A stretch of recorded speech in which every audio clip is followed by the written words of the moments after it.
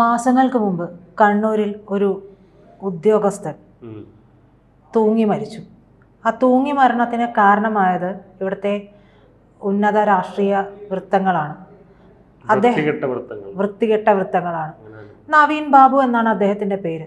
നമുക്ക് മുഖവരയൊന്നും ഇല്ലാതെ എല്ലാവർക്കും കേൾക്കുമ്പോൾ തന്നെ അദ്ദേഹത്തെ ഓർമ്മ വരും. കാരണം അത്രയും നല്ല അഭിപ്രായമാണ് അദ്ദേഹത്തിൻ്റെ മരണത്തിന് ശേഷം പലരും വന്ന് അദ്ദേഹത്തെക്കുറിച്ച് പറഞ്ഞിട്ടുള്ളത്.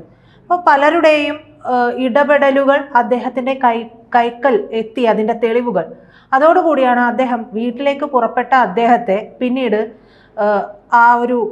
അദ്ദേഹം താമസിക്കുന്ന വസതിയിൽ തൂങ്ങി മരിച്ച നിലയിൽ കണ്ടെത്തുന്നത്. അതിന് പ്രധാനമായിട്ടും ആ ഒരു വിഷയത്തിൽ പ്രസിദ്ധി നേടിയ ഒരു രാഷ്ട്രീയ നേതാവാണ് PP ദിവ്യ, CPM-ന്റെ PP ദിവ്യ. ഈ PP ദിവ്യയും നവീൻ ബാബു ഒന്നും ഇപ്പോഴും നമ്മുടെ മനസ്സിൽ നിന്ന് പോയിട്ടില്ല. അദ്ദേഹത്തെ പോലുള്ള ഒരുപാട് ഉദ്യോഗസ്ഥർ നമ്മുടെ സമൂഹത്തിൽ വേണമെന്ന് നമ്മൾ നിരന്തരം കരുതുന്നുണ്ട്. പക്ഷേ ആരും അദ്ദേഹത്തെ പോലുള്ളവരെ സപ്പോർട്ട് ചെയ്യാൻ പൊതുവായി ഒരു വിഷയം ഉണ്ടാകുമ്പോൾ രംഗത്ത് വരില്ല. ഇവരുടെയൊക്കെ മരണത്തിന് ശേഷം നമ്മളിവിടെ കിടന്ന് നിലവിളിക്കുന്നതിൽ, ശബ്ദിക്കുന്നതിൽ എന്തർത്ഥമുണ്ട് എന്നുള്ളതാണ്. പലരും പറയും അദ്ദേഹത്തിന് ഇങ്ങനെ ചെയ്യാമായിരുന്നല്ലോ, അങ്ങനെ ചെയ്യാമായിരുന്നു. അങ്ങനെയല്ല. രാഷ്ട്രീയ നേതൃത്വം എന്ന് പറയുന്നത് എത്രത്തോളം വേട്ടയാടാവോ അത്രത്തോളം വേട്ടയാടുന്ന, അതിലൊരു കുപ്രസിദ്ധി നേടിയിട്ടുള്ള ഭരണ നേതൃത്വം കൂടിയാണ് ഇവിടെ ഉള്ളത് എന്ന് വേണമെങ്കിൽ നമുക്ക് പറയാം. ഇപ്പോൾ ഇത്തരത്തിൽ തന്നെ ഡോക്ടർ ഹാരിസ് ചിറക്കലും അദ്ദേഹവും സിസ്റ്റത്തിലെ നെറികേടുകൾ ചൂണ്ടിക്കാണിച്ചതാണ്. ഇപ്പോൾ അദ്ദേഹം പറയുന്നു, നവീൻ ബാബുവിൻ്റെ ജീവന് ആപത്തുണ്ടായതുപോലെ തന്നെ എൻ്റെ ജീവനും ആപത്തുണ്ടാകാനുള്ള സാധ്യതയുണ്ടെന്ന്. നല്ലവരായ ഉദ്യോഗസ്ഥരെ എന്നൊക്കെ നമ്മൾ കൂടെ നിന്ന് ചിരിച്ച് കാണിക്കുന്നവരെയാണ് എനിക്ക് ഏറ്റവും പേടി എന്ന് പറഞ്ഞു. അതെ, അദ്ദേഹം പറഞ്ഞ വളരെ വാസ്തവമായിട്ടുള്ള കാര്യമാണ്. അതായത് അദ്ദേഹത്തെ നമ്മൾ പിന്തുണച്ചിട്ടുണ്ടെങ്കിൽ നമ്മൾ ഒരു പക്ഷേ കുലംകുത്തികളാവും. അദ്ദേഹത്തെ പിന്തുണയ്ക്കുന്ന നമ്മൾ കുലംകുത്തികളാവും. പക്ഷേ മാധ്യമപ്രവർത്തകരെന്നുള്ള നിലയിൽ നമുക്കത് കണ്ടില്ല എന്ന് വെച്ച് മുന്നോട്ട് പോകാൻ പറ്റില്ല. നമുക്കത് സംസാരിച്ച് തന്നെ ആകണം. അദ്ദേഹത്തിൻ്റെ ജീവന് ഭീഷണിയുണ്ട് എന്ന് പറയുമ്പോൾ അതിൽ നമ്മൾ ആരെയെല്ലാം ഭയക്കണം, അദ്ദേഹം ആരെയെല്ലാം ഭയക്കണം എന്നുള്ളൊരു ചോദ്യം അവിടെ നിലനിൽക്കുന്നുണ്ട്. ഈ എന്തായാലും ഡോക്ടർ ഹാരിസിനെ കയറി തോണ്ടാൻ ഇവർ ശ്രമിച്ച കഴിഞ്ഞ ദിവസം നമ്മളൊരു വീഡിയോ ചെയ്തിട്ടുണ്ടായിരുന്നു. അവർ ആ മുറി, ഡോക്ടർ ഹാരിസ് ലീവായിരുന്ന ദിവസം മുറി തുറന്നതും ഈ പറയുന്ന കാണാനില്ല എന്ന് പറയുന്ന ഉപകരണം അവിടെ കൊണ്ടുവച്ചതും പിന്നീട് അത് വാങ്ങിച്ചതിൻ്റെ ബില്ല് കൊണ്ടുവച്ച് മണ്ടത്തരം കാണിച്ചതും, അത് ഈ കാണാതായ ഉപകരണമല്ല, ഇപ്പോൾ അവിടെ കൊണ്ടുവച്ച ഉപകരണം എന്ന് മനസ്സിലായതും ഒക്കെ ഇതൊക്കെ കയ്യിൽ നിന്ന് പോയ കാര്യങ്ങൾ നമ്മൾ പറഞ്ഞായിരുന്നല്ലോ. അതെല്ലാം എന്തായാലും ഡോക്ടർ ഹാരിസിനെ തോണ്ടാൻ ശ്രമിച്ചതെല്ലാം ഇവർക്ക് തന്നെ തിരിച്ച് പണിയായിട്ടിരിക്കുകയാണ്. കാരണം ഇപ്പം ഡോക്ടർ ഹാരിസ് തന്നെ വീണ ജോർജിനെതിരെ രംഗത്തിറങ്ങിയിരിക്കുകയാണ്. ഈ വീണ ജോർജിൻ്റെയും ഈ പറയുന്ന വീണ ജോർജിൻ്റെ സ്വന്തം ജീർണിച്ച സിസ്റ്റത്തിനെയും അടിവേരിളക്കും എന്നാണ് ഹാരിസ് ഇപ്പോൾ പറഞ്ഞിരിക്കുന്നത്. വീണ്ടും ചില ഒരു നിർണായകമായിട്ടുള്ള വെളിപ്പെടുത്തലുമായിട്ടാണ് ഡോക്ടർ വന്നിരിക്കുന്നത് രംഗത്ത്.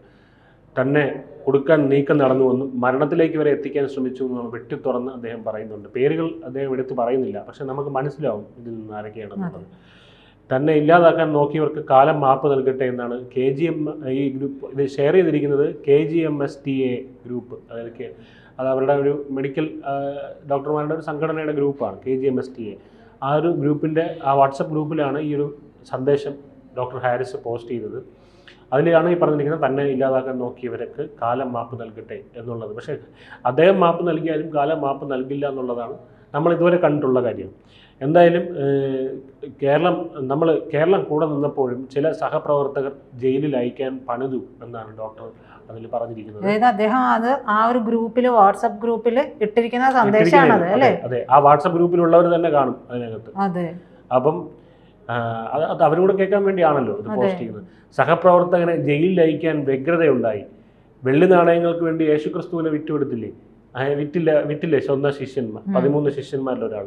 അതുപോലെ അദ്ദേഹം പറയുന്നു, വെള്ളി നാണയങ്ങൾക്ക് വേണ്ടി സഹപ്രവർത്തകനെ മരണത്തിലേക്ക് വരെ എത്തിക്കാൻ ശ്രമിച്ചവരുണ്ട്. സഹപ്രവർത്തകൻ എന്ന് പറയുമ്പോൾ ആ ഗ്രൂപ്പിലുള്ളവർ തന്നെ അത് കേൾക്കാൻ വേണ്ടി തന്നെയാണ്. ആ ഗ്രൂപ്പിൽ നിന്ന് തന്നെയാണ് ഇത് ലീക്കായിരിക്കുന്നത്. ഇപ്പം സാധാരണക്കാരന് വേണ്ടി സംസാരിച്ചപ്പോൾ ലോകം കൂടെ നിന്നു, എന്നാൽ ചില ഡോക്ടർമാർ പ്രതിജ്ഞയ്ക്ക് വിരുദ്ധമായി പ്രവർത്തിച്ചു. ഓത്തുണ്ടല്ലോ ഇവരുടെ, അതിന് വിരുദ്ധമായിട്ട് പ്രവർത്തിച്ചു എന്ന് ഡോക്ടർ ഹാരിസ് സന്ദേശത്തിൽ ആരോപിക്കുന്നു. ആരോഗ്യ വകുപ്പിലെ കള്ളനാണയങ്ങളെ പൊളിച്ചടുക്കിയ ആളാണ് ഡോക്ടർ ഹാരിസ് എന്ന് പറയുന്ന ആൾ. ആരോഗ്യവകുപ്പിനെതിരെ ഒറ്റയാൾ പോരാട്ടമാണ് ഹാരിസ് ഇപ്പോൾ നടത്തിക്കൊണ്ടിരിക്കുന്നത്. കാരണം കൂടെ ആരെങ്കിലും സപ്പോർട്ട് എന്ന് പറഞ്ഞാൽ ഏതെങ്കിലും ഒരാളെ നമ്മൾ IMA പറഞ്ഞിട്ടുണ്ട്, ഇന്ത്യൻ മെഡിക്കൽ അസോസിയേഷൻ പറഞ്ഞു. അതല്ല ഞാൻ പറഞ്ഞ സഹപ്രവർത്തകരിൽ, ഇദ്ദേഹത്തിൻ്റെ കൂടെയുള്ള സഹപ്രവർത്തകരിൽ ആരെങ്കിലും ഇദ്ദേഹത്തിന് ഒരു പിന്തുണ അർപ്പിക്കുന്നത്. യോഗികളും അവരുടെ ബൈസ്റ്റാൻഡേഴ്സും പിന്നെ ജനങ്ങളും മാധ്യമങ്ങളുമാണ് ഹാരിസിന് സപ്പോർട്ട് നൽകുന്നത്. അല്ലാതെ അദ്ദേഹത്തിൻ്റെ സഹപ്രവർത്തകരിൽ നമ്മൾ ആരെയും കാണുന്നില്ല. ജനങ്ങളുടെ പിന്തുണ എന്ന് വേണമെങ്കിൽ പറയാം, അതാണുള്ളത്. കൂടെ നിന്ന് അദ്ദേഹം പറയുന്നത്, കൂടെ നിന്ന് ചിരിച്ചു കാണിച്ച് ചിലർ കാലുവാരി എന്ന് അദ്ദേഹം തുറന്നടിക്കുമ്പോൾ ഇനിയും ഡോക്ടറെ അപായപ്പെടുത്താൻ പദ്ധതികൾ ഒരുങ്ങും എന്ന് നമുക്ക് അതിൽ നിന്ന് മനസ്സിലാക്കേണ്ടതായിട്ടുണ്ട്. അതായത് കൂടെ നിന്ന് ചിരിച്ചു കാണിച്ചവർ ഇപ്പോഴും ഉണ്ട്. കൂടെ നിന്ന് കാലുവാരിയെ കുറിച്ച് ഓർക്കുമ്പോൾ അദ്ദേഹം വിഷമത്തോടു കൂടിയാണ് സംസാരിക്കുന്നത്. മന്ത്രി വീണ ജോർജിൻ്റെ എന്താ പറയുക, ഒത്താശയുടെ കൂടിയാണ് ഇത് സംഭവിക്കുന്നത് എന്നുള്ള ധ്വനി സംസാരത്തിലുണ്ട്. പക്ഷെ അത് അദ്ദേഹത്തിന് പേരെടുത്ത് പറയുന്നതിലുള്ള പരിമിതികളുണ്ട്. തീർച്ചയായിട്ടും അദ്ദേഹം രാജിവെച്ച് കഴിഞ്ഞാൽ പിന്നെ അതൊന്നും ഒരു വിഷയമല്ല. അതിലേക്ക് തന്നെയാണ് പോകുന്നത് എന്നുള്ളത് സന്ദേശം തുടർന്ന് കേൾക്കുമ്പോൾ നമുക്ക് അങ്ങനെ തോന്നും. കാരണം അദ്ദേഹം പറഞ്ഞു അന്നും പ്രൊഫഷണൽ സൂയിസൈഡ് എന്നുള്ളൊരു കാര്യം വാക്ക് അദ്ദേഹം ഉപയോഗിച്ചിരുന്നു. അപ്പോൾ ആരോഗ്യവകുപ്പിലെ കെടുകാര്യസ്ഥതയാണ് താൻ തുറന്നു കാണിച്ചതെന്നും സന്ദേശത്തിൽ പറയുന്നുണ്ട്. അപ്പോൾ പിന്നാലെ അതിനുശേഷം അദ്ദേഹത്തിന് കള്ളനാക്കാനായിരുന്നല്ലോ നമ്മൾ കണ്ടത്, വ്യഗ്രത. അദ്ദേഹത്തിന് ആദ്യം വീണ ജോർജ് വന്ന് അദ്ദേഹം നല്ല മനുഷ്യനാണെന്നൊക്കെ പറഞ്ഞിട്ട് ഇത് രണ്ടും കൂടെ ചെയ്യും. ഒരു സൈഡിൽ കൂടെ തലോടലും ഒരു സൈഡിൽ കൂടെ അടിയുമാണ്. അപ്പം അടുത്ത എന്നിട്ട് പറയും ഇദ്ദേഹം പറഞ്ഞതിൽ കുറേ ചേരാത്ത കുറേ കാര്യങ്ങളുണ്ട്, കണക്കുകൾ വിശദീകരിക്കുന്നു. അപ്പോൾ കണക്കുകൾ വിശദീകരിക്കുന്നത് എന്തിനാണ്? ഇദ്ദേഹം പറഞ്ഞത് കള്ളത്തരമാണെന്ന് പറയുന്നത്. ഇദ്ദേഹം സത്യസന്ധനാണ്, പക്ഷേ ഈ പറഞ്ഞത് കള്ളം എന്ന് തെളിയിക്കാൻ വേണ്ടി. അപ്പം കളവ് പോയി എന്ന് അതിനുശേഷമാണ് ഈ ഗുരുതരമായിട്ടുള്ള തെണ്ടിത്തരം കാണിച്ചത്.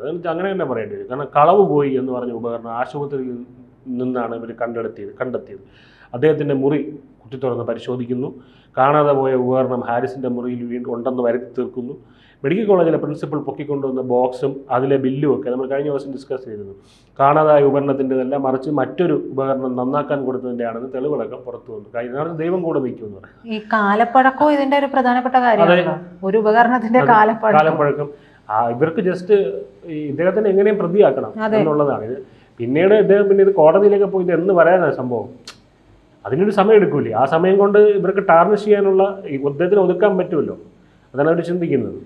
ഷോർട്ട് ടേം ആയിട്ടുള്ള ഇതാണ് നോക്കുന്നത്. അങ്ങനെ ഹാരിസിനെ കള്ളനാക്കാൻ നടത്തിയ എല്ലാ കളിയും പക്ഷേ ഏതോ അദൃശ്യ ശക്തിയുടെ ഇടപെടൽ കൊണ്ട് പൊളിഞ്ഞടുങ്ങുന്നതാണ് നമ്മളിപ്പോൾ കാണുന്നത്. സത്യസന്ധനായിട്ടുള്ള ഡോക്ടറെ കൊടുക്കാൻ വകുപ്പ് മന്ത്രി തന്നെ നീക്കം നടത്തിയതിൽ എന്താ പറയുക, ജനരോഷം ഇളകി. കാരണം വകുപ്പ് മന്ത്രി ഇതിന് കൂടെ നിന്നുള്ള കാര്യം സത്യമാണ്. വീണ ജോർജിനെ വഴിയിലിട്ട് തല്ലുമെന്ന് വരെ പെണ്ണുങ്ങൾ പ്രതികരിച്ച് നമ്മൾ ഫേസ്ബുക്കിൽ കണ്ടിട്ടുണ്ടായിരുന്നു. ഇപ്പോൾ പുറത്തിറങ്ങാൻ ആരോഗ്യമന്ത്രിക്ക് ഭയമാണ്.